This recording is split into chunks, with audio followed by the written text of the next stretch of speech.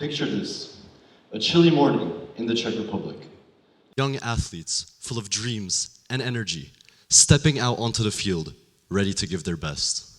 But there's a shadow that often looms large, the coach.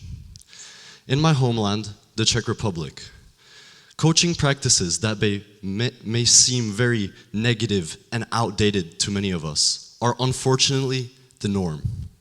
It's not just about teaching the sport, it's about how it's taught.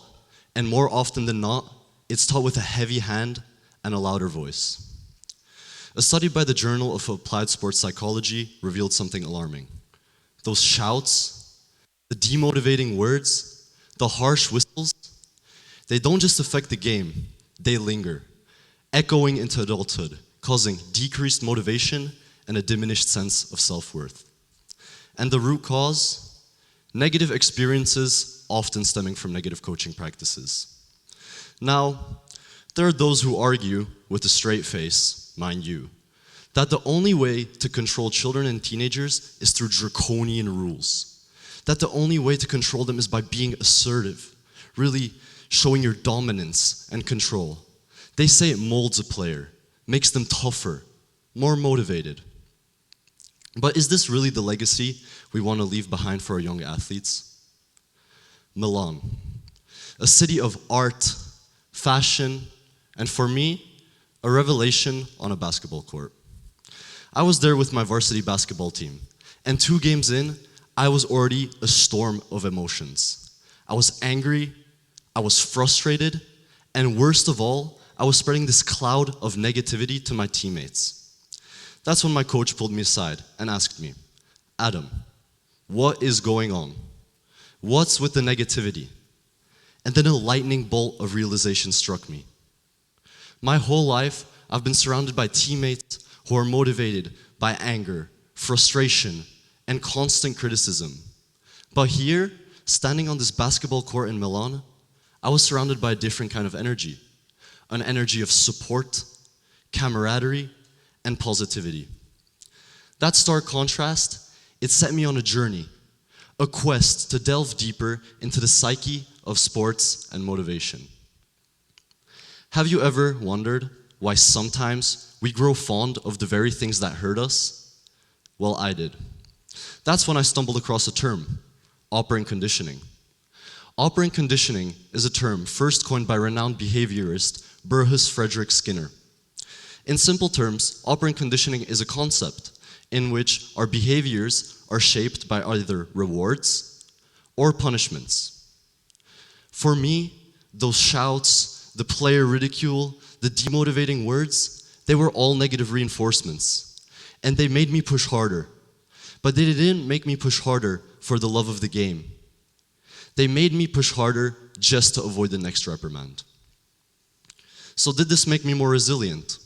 Perhaps it made me more resilient. At the age of 13, running 21 kilometers every day made me push beyond my mental and physical limits. But at what cost? I had stress fractures in my ankles that didn't allow me to participate in any kind of physical activity and made me barely able to walk. I was also slowly but surely developing a distaste for the very game I loved. After investing all that time into the sport, just to grow to hate it is where the real pain lay. Now, we must acknowledge and challenge the normalization of abusive behaviors in the context of sports. They don't just endanger the future of the sport, they endanger the well-being of our young athletes. Imagine a world where athletes are nurtured, not broken, where the final whistles blow is a call to joy, not dread. Sports play a pivotal role in the development of children's and teenagers' mental, social, emotional, and physical well-being. Yet, according to Better Health, only 60% of children and teenagers aged between 5 and 14 participate in regular physical activity outside of school. While this may be due to a variety of factors, we must acknowledge that negative coaching plays a pivotal role and we must do anything we can do to increase that percentage. How many athletes have we lost not to a lack of talent, but to the shadows of discouragement? Isn't the true essence of coaching to inspire more young athletes to embrace the joy of movement, the thrill of competition? And here's a staggering revelation. Sports coaches form a huge workforce in Europe, yet they're among the least recognized, least appreciated, and least qualified. This isn't just a statistic, it's a reflection of our societal values. When we undervalue our children's coaches, we risk their personal development and personal growth. A study by Paul D. Turman paints a vivid picture.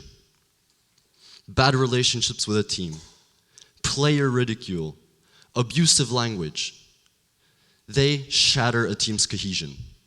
On the flip side, positive coaching, good relationships within a team, and constructive feedback, they can be the glue that binds a team together, driving them towards collective success. Now, let's stop with the negativity.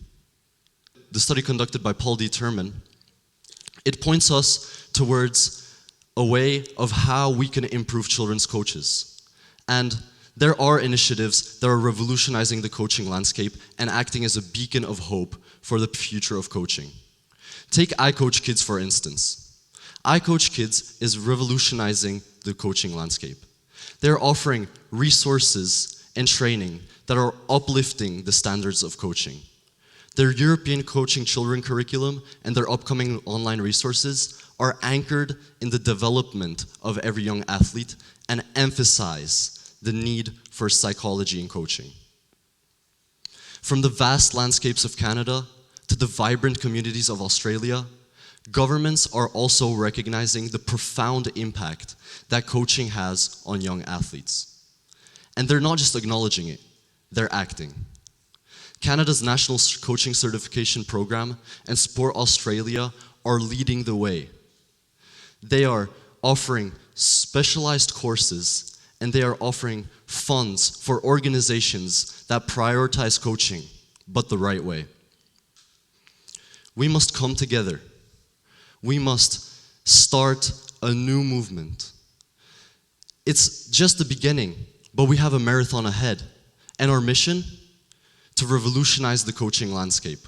We must make sure that our coaches are not just equipped, but inspired. Inspired to be a beacon of hope, positivity, guidance, and empowerment for all young athletes. While my own journey through football has been a tapestry of highs and lows, moments of sheer joy tainted by negative coaching, I envision a future where every child or teenager can chase their dreams on the field, unburdened by negativity and empowered to see their true potential. Let's come together and invest in our coaches, and in turn, invest in a brighter and more positive future for all young athletes.